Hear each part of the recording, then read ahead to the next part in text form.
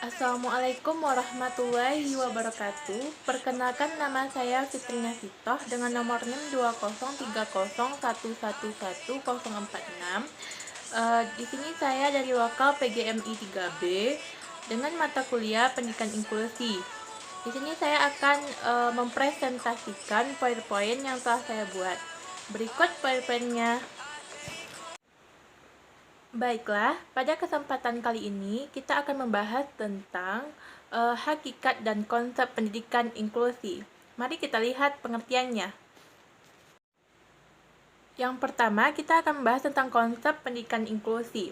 Konsep pendidikan inklusif adalah suatu sistem pendidikan yang diciptakan untuk mewujudkan konsep pendidikan untuk semua dengan cara menggabungkan anak-anak berkebutuhan khusus dalam lingkungan belajar bersama anak-anak normal. Jadi maksud dari pendidikan inklusi ini yaitu menggabungkan anak-anak yang mempunyai kebutuhan khusus dengan anak-anak yang normal seperti biasanya. Dalam Permendiknas nomor 70 tahun 2009, pendidikan inklusif didefinisikan sebagai suatu sistem penyelenggaraan pendidikan yang memberikan kesempatan kepada semua peserta didik yang memiliki kelainan dan memiliki potensi kecerdasan dan atau bakat istimewa untuk mengikuti pendidikan secara bersama-sama dengan peserta didik lainnya. Kita lanjut. Jadi di sini kita akan belajar yang B, landasan yuridis pendidikan inklusi. Di sini akan membahas tentang landasan yuridis pendidikan inklusif. Penerapan pendidikan inklusif berdasarkan beberapa landasan di bawah ini. Yang pertama, undang-undang yang mengatur yaitu Undang-Undang 45 Pasal 31 Ayat 1 yang berbunyi, setiap warga negara berhak mendapat pendidikan. Yang kedua, Undang-Undang Nomor 20 Tahun 2003 tentang Sistem Pendidikan Nasional Pasal 5 yang pertama berbunyi ayat 1, setiap warga negara mempunyai hak yang sama untuk memperoleh pendidikan yang sama. Ayat 2, warga negara yang mempunyai hak yang sama untuk memperoleh pendidikan yang bermutu.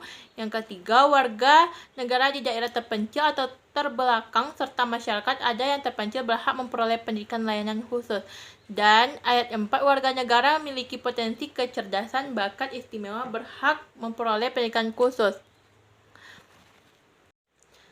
Setelah kita belajar tentang landasan pendidikan inklusif, kita akan menuju kepada pelajaran selanjutnya yaitu sejarah menuju inklusi. Sejarah perkembangan inklusif di dunia pada mulanya diprakarsai dan diawali dari negara-negara Skandinavia, Denmark, Norwegia, Swedia. Di Amerika Serikat pada tahun 1960-an, oleh Presiden mengirimkan pakar-pakar pendidikan luar biasa yang Skandinavia untuk mempelajari mainstreaming dan less restrictive environment yang ternyata cocok untuk diterapkan di Amerika. Selanjutnya, Inggris dalam IDX 1991 mulai memperkenalkan adanya konsep pendidikan inklusif dengan ditandai adanya pergeseran modal pendidikan untuk anak kebutuhan khusus dan segregatif dan integratif.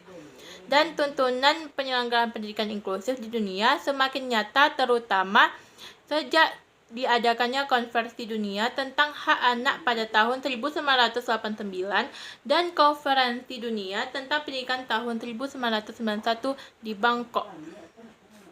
Selanjutnya, D. Prinsip pendidikan inklusi. Jadi prinsip dalam pelaksanaan pendidikan inklusif dalam penyelenggaraan pendidikan inklusif ini, yang pertama yaitu pendidikan yang ramah anak gitu.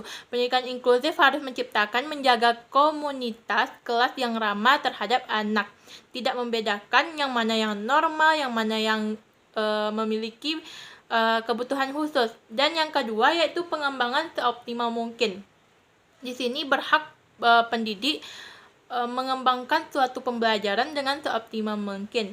Yang ketiga, kerjasama sangat diperlukan antara anak-anak dan seorang guru untuk bekerja sama dalam dalam proses belajar mengajar. Yang keempat yaitu perubahan sistem. Selanjutnya yaitu elemen pendidikan inklusi. Ada beberapa elemen sebagai berikut. Yang pertama, merangkul semua anak, jadi ramah anak. Yang kedua, pelaksanaan pembelajaran berpusat pada anak, bukan kurikulum. Jadi yang diutamakan di sini yaitu anak. Jadi yang ketiga, menghargai dan menerima perbedaan serta keberagaman. Jadi seorang guru tidak boleh membedakan anak yang berkebutuhan khusus dengan anak yang normal atau reguler. Ya, selanjutnya, yang keempat, lingkungan sekolah mudah dijangkau. Yang kelima, guru bekerja dengan tim, dalam tim. Yang keenam, orang tua terlibat dalam pembelajaran di sekolah. Demi kelancaran atau kemudahan seorang guru mengajar. Selanjutnya yang terakhir, kurikulum, metode pembelajaran dan penilaian disesuaikan pada kebutuhan anak supaya anak mudah mengerti. Sekian dari pembahasan saya kali ini. Jadi pendidikan inklusif itu yaitu menggabungkan antara anak yang berkebutuhan khusus dan anak yang reguler tanpa membedakannya. Karena itu juga suatu berdampak positif atau menggali potensi-potensi pada anak-anak tersebut.